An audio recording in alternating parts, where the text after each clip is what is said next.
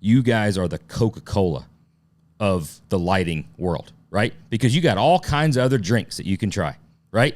You've got all kinds of the newest Bang Energy, this wasp flavored whatever that's going to do, and this guy's going to do this, and this guy's going to do this, and people are going to gravitate to the new thing. Coca-Cola is Coca-Cola. Now, they screwed up with the new flavor there back in the 2000s, whatever. They changed that, but Coca-Cola is the thing. And if you're going to build a badass truck, you're going to build an Overlander, you're going to build, especially a vintage-inspired truck or whatever, you're going to make excuses if you have anything besides KC. And that's the same way we talk about Coca-Cola. We'd say it all the time. If you go in and order a Coke, right, and they're like, ooh, I'm sorry, we only have Pepsi. They're apologizing that they don't have the thing that you asked for because they know it's not as good. We try to do the same thing on the chassis side of the world. We try to be like, if it's not a Roadster Shop chassis, you're probably going to make excuses of why it's not. KC's be the same thing. And it's really cool to hear the story because on the outside looking in, that's literally what it is. You forget about the ridges and the stuff that comes and go. And yeah, there's color changing bars and stuff that, DRL and makes the thing and all that kind of stuff. I wasn't bullshitting you earlier. He's got a Bronco Raptor. I've got a Raptor truck. And I'm not going with the newest fangle flare of doing the kind of stuff. I want the round KC light bar on the top. And just back to I'm sorry, I know I'm rambling, whatever, and I'm fanboying out, but I'm telling you the truth. When you mentioned Back to the Future earlier at the very beginning, and that movie comes on here. We do a segment on favorite car movies. We've done, I don't know, we've done like almost 200 episodes. The Back to the Future comes on a lot, and the same thing that I talk about is you say, oh yeah, that black Toyota with the KCs on it.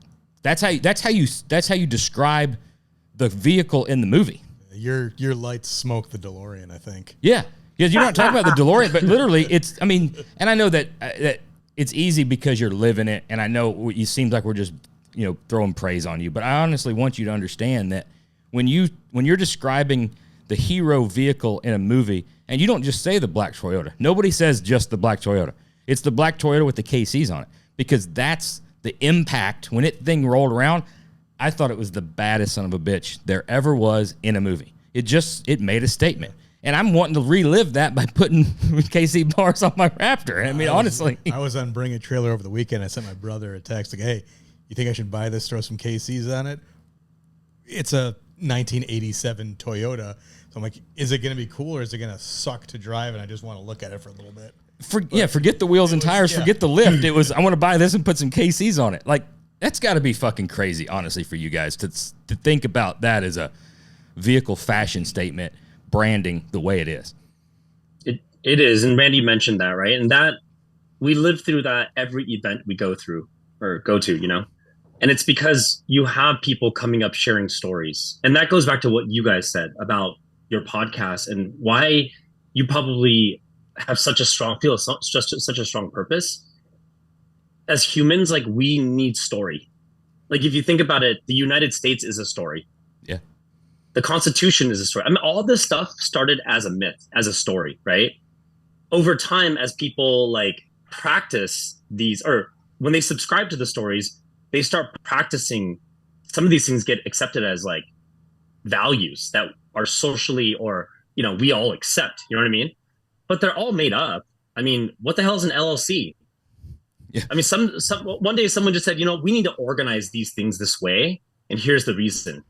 And it was an idea, it was a myth, but it made sense, and people accepted it, and then they started buying into it. Then it becomes real, right? My point is that we are so. There's so much stuff happening in the world.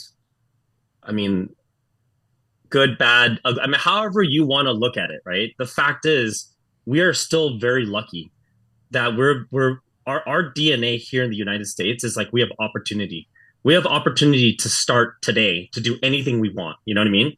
We can create a myth that people believe, and over time it becomes a story that's told, and then over longer periods of time it becomes accepted like a brand. But you guys get to talk to the people who are doing that, and the inter stories that between people and the connections. Humans need that, That's the center where inspiration lives, where struggle, right, lives. you know, where perseverance and achievement, all of that live, you know? We need that. You can't We get need that. that. You can't get that just by watching an influencer on TikTok. You can't get that story. I mean, you can, but that's one story, one time, right? Yeah, I know. It's only real after I don't know how many decades, right? Yeah. But no, we do feel the magnitude of that, and I would even say, like, you know, in our Slack channels, the customer service team shares stories. I mean, all the time, right? Of people and the stories they tell. And that's one of our mantras is like, you know, when we design a product and when we provide a service or an experience, like we are creating that unforgettable experience for someone else, um, that allows them to adventure further, right? And like we really do live through your stories. Like we live through your story, like here on this podcast, right? We live through other people's stories, and that's exactly what you're describing.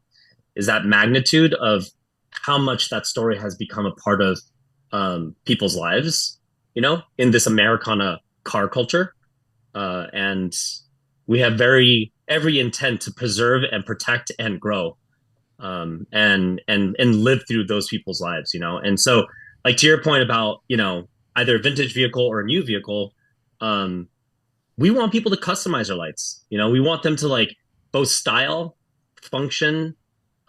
Sometimes people buy lights and they want to be able to protect their investment. I mean, we take all those things into mind. We want our lights to be flexible and change and can be taken off vehicles and put on new vehicles. But we're just tickled to death when people customize their covers, you know, make it their own, because we live in their stories. It's not about us, you know. So it's wild to think about being able to look at at old light covers designs or whatever, and having the opportunity to do throwbacks or bring back out of the archives and be like, guess what? This month only. Remember these back in the day? And then some of the stuff that has been a rolling skew for so long, you know,